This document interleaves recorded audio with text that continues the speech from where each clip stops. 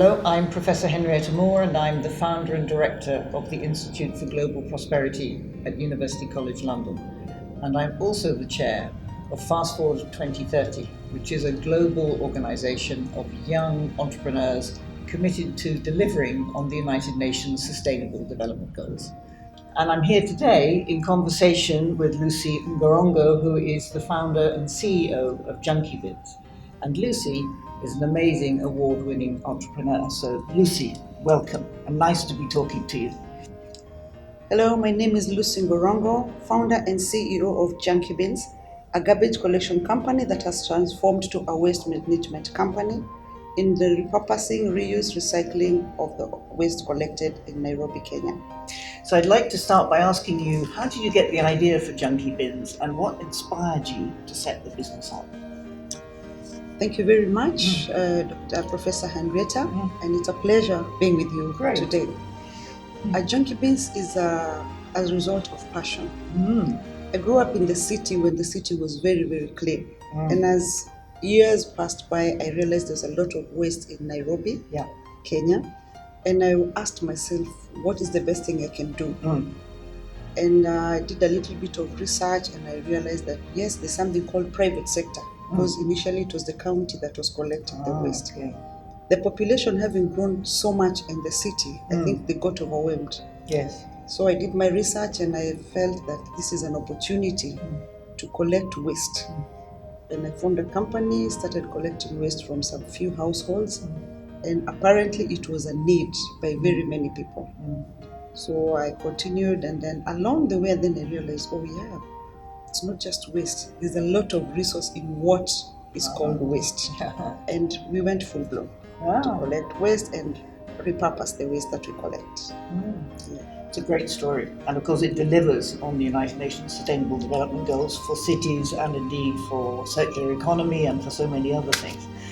But in terms of waste itself, as you said, for cities around Africa, but particularly in your case for Nairobi, this is a challenge.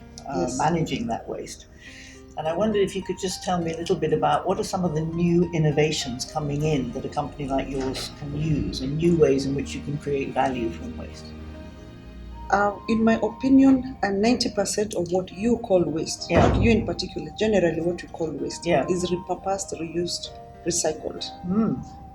For us, we collect about out of the waste we collect per day, 60% to 70% is food waste. The rest of the so-called waste is recyclable. We have cartons, plastic, metal, electronic waste, clothing. All this can be reused or repurposed. And the organic waste, which is the biggest percentage and the most harmful, is one thing that I love because that is a real resource. And we're able to convert the organic waste to poultry, pig and fish feed by using a bioconversion process of the black soldier fly. The black soldier fly, yes. And so how did you find out about the black soldier fly? Again, research, just reading and friends, talking to people here and there, and even friends approaching me and asking me, do you know the black soldier fly? I'm like, yes, I've heard about it and I'm working on it. So in 2019, I tried on my own to see how this thing works. And in 2020 is when I got the real picture. Because during COVID, there was a lot of food wastage. People were buying food in bulk. And then because of the fear of the COVID, so the fridges were full, the stores were full, and then the food was running spoiled very fast because the conditions were still the same. So at that point, we were able to recycle almost all the food that was thrown away.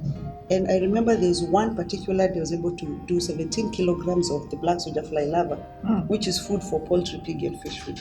And I realized, okay, I think this is a good thing to take it up. And we continued, and to date, I think that is what we ride on more now than the collection, because collection is being done by very many companies. But the recycling and repurposing, not many people are still aware of that. No, that's a fantastic story. So you've actually been able to create a bioproduct to feed animals. So you're solving food problems as well as collecting waste. Yes, that's fantastic. 3 problems in one, because there's feeding, there's collecting, reducing the waste. There's actually reducing the waste that goes to the dump site, because this waste again is hazardous to the environment. Both in terms of the air because of the methane and the soil. So we reduce waste that goes to the dump site. We create jobs. we are able to produce food Yes. for pig, fish, and poultry, and we're also producing fertilizer from the same process. So you are a board member of Fast Forward 2030 Africa. Yes. And I know that you've been excited to be part of the network, but I just wondered if you could say something about what you hope that network might be able to achieve in the coming months, or this year, perhaps 25. Fast Forward 2030 Africa is actually a blessing to JunkyBins and to me in person, because after joining Fast Forward as a board member and of course winning the award, the Global Award in London in 2024, it has actually exposed me to so many opportunities.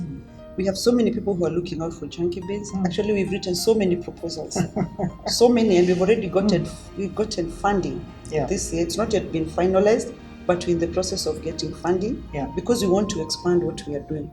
We had a small greenhouse. We want to build a massive greenhouse, which will enable us to recycle more waste and also create more jobs. So being a board member and a member of Fast Forward 2030, I think that is the best platform so far. And I will encourage any entrepreneur, any innovator out there to just look for Fast Forward 2030 because it's a great opportunity. It has made me travel. It has made me expose what I am doing because I was doing it out of passion. Until I realized that, oh, this is something that is actually very, very effective. Not just in Nairobi, Kenya, in Africa, but globally. Thank you very much, Lucy Ngorongo. Thank you, Professor. Thank you.